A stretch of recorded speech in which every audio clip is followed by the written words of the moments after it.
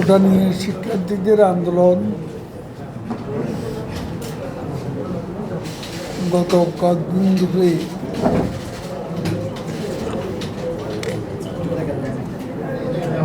আওয়ামী লীগ ও সরকার ধৈর্য সহনশীলতার সাথে পর্যবেক্ষণ করছে।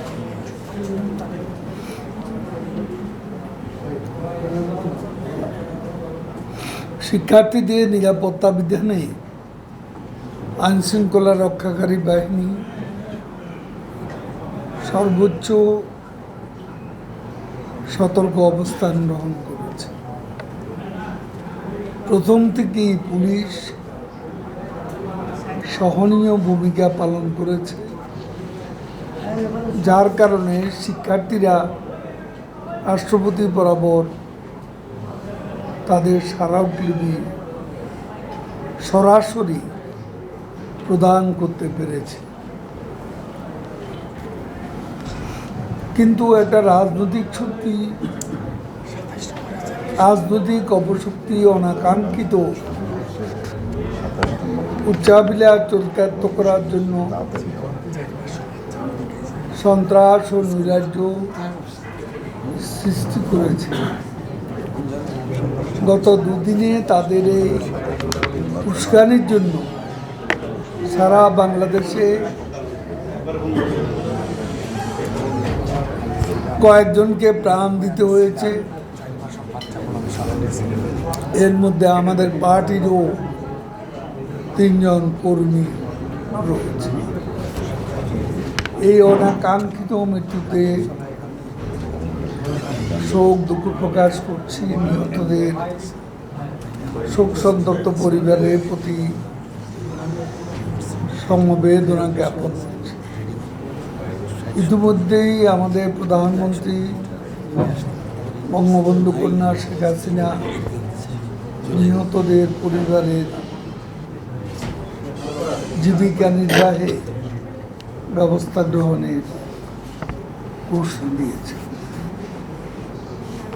সারা দেশে বিএনপি জামাতের প্রশিক্ষিত ক্যাডার বাহিনী ব্যাপক সন্ত্রাস তাণ্ডব চালাচ্ছে এবং গতকাল পাবলিক ইউনিভার্সিটি সহ বিভিন্ন শিক্ষা প্রতিষ্ঠান, দেশের সব শিক্ষা প্রতিষ্ঠান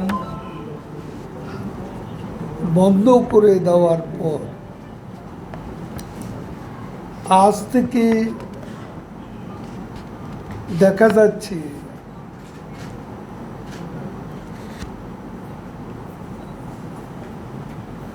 শিক্ষার্থীদের পরিবর্তে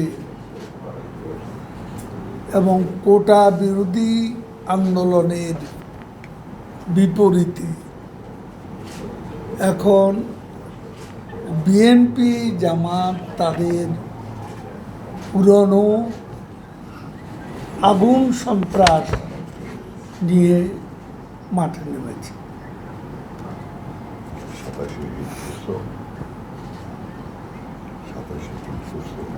এই সন্ত্রাসী গোষ্ঠী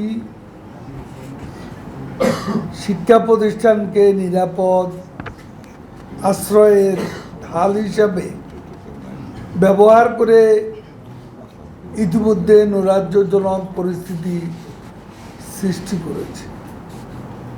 প্রশাসন, আইনশৃঙ্খলা বাহিনী পদক্ষেপ গ্রহণ করেছে।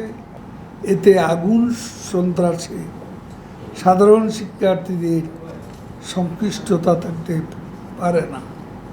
ছাত্রদল শিবিরের সন্ত্রাসীদের বিরুদ্ধে সকলকে আজ ঐক্যবদ্ধ প্রতিরোধ গড়ে তুলতে হবে এবং জামাত বিএনপি অপশক্তির বিরুদ্ধে সর্বাত্মক প্রস্তুতি নিয়ে প্রতিরোধ করতে